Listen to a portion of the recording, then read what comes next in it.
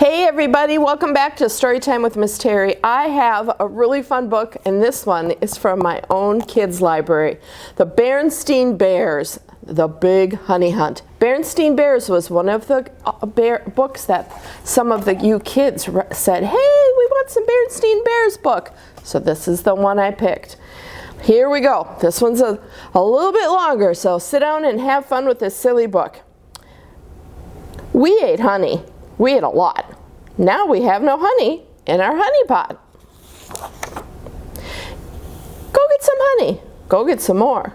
Go get some honey from the honey store. We will go for honey. Come on, small bear. We will go for honey. I know where. The store, she said. Get it there. Not the store. Oh no, small bear. If a bear is smart, if a bear knows how, he goes on a honey hunt. Watch me now. How do you hunt it? How, Dad, how? If a bear knows how, if a bear is smart, he looks for a bee right at the start. Bees hide their honey in trees that are hollow, so we will follow a bee. Is that a bee? It went buzz buzz. He looked like a bee. Why, yes, he does. We will follow that bee. We will follow that bee. We will follow that bee to his honey tree. That tree, is that a honey tree? It looks like one, so I know it's one. Sit down, small bear, and watch the fun. Small bear, you watch your smart old dad take out more honey than you ever had. Are you getting honey? Are you getting a lot? Will we take home honey in our honey pot? That doesn't look like honey to me. That is not a honey bee. That was not a honey tree. The bee, the bee. There goes the bee. There it is. On with the honey hunt. Follow your pop. Your pop will find honey at the very next stop.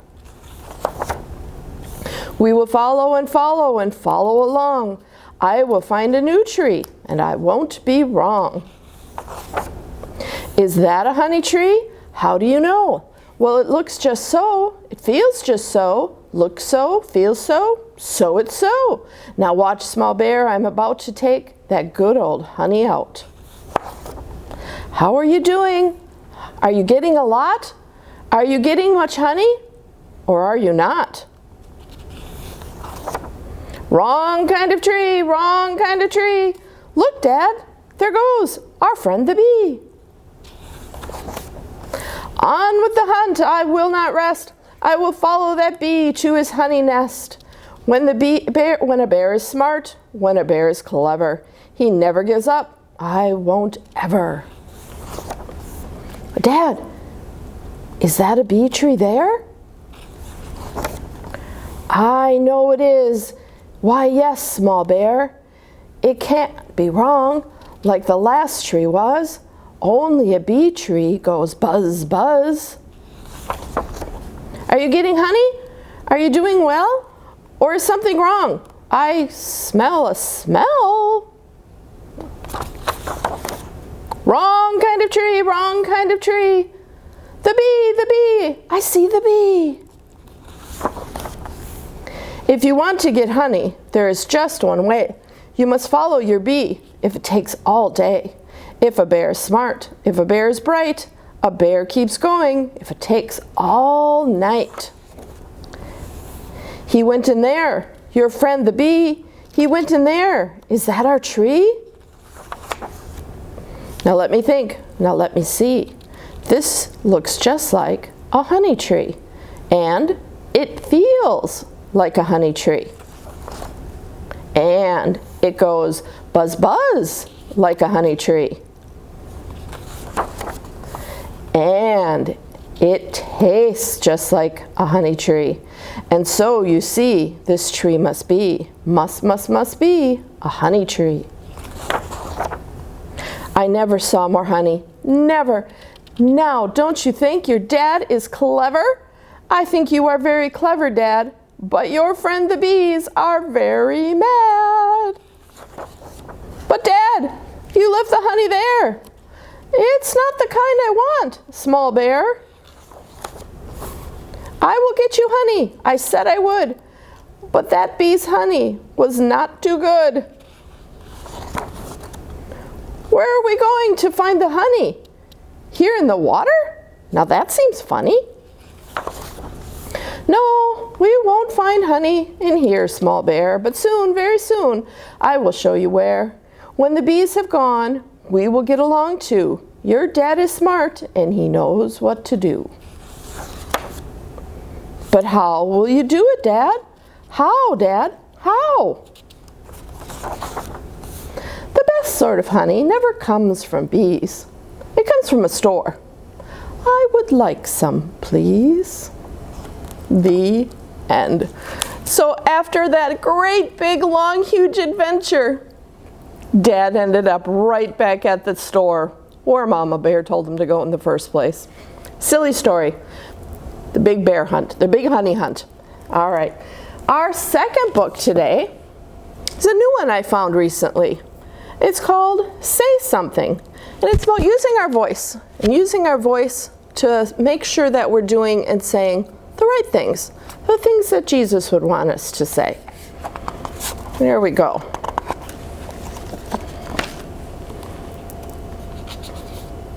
The world needs your voice. Mine? Yes, yours. Go ahead. It doesn't need to be perfect, as long as it's from your heart. You don't have to be loud. Powerful words can be a whisper. You can say something in so many ways, with words, with actions, with creativity. If you see someone lonely, say something by just being there for them. If you see an empty canvas, say something with your brush. If you see an empty lot, say something by planting seeds and watching it bloom. If you see someone being hurt, say something by being brave. Hey, stop!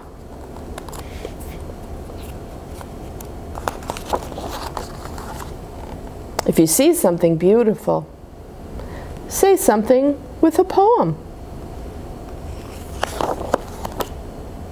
If you have a brilliant idea, say something with confidence. Eureka! If you want to show the world who you are, say something with style. Ta-da! If you are angry, say something to help people understand. This person's saying, "You made me feel invisible, and that really hurt. I'm really sorry."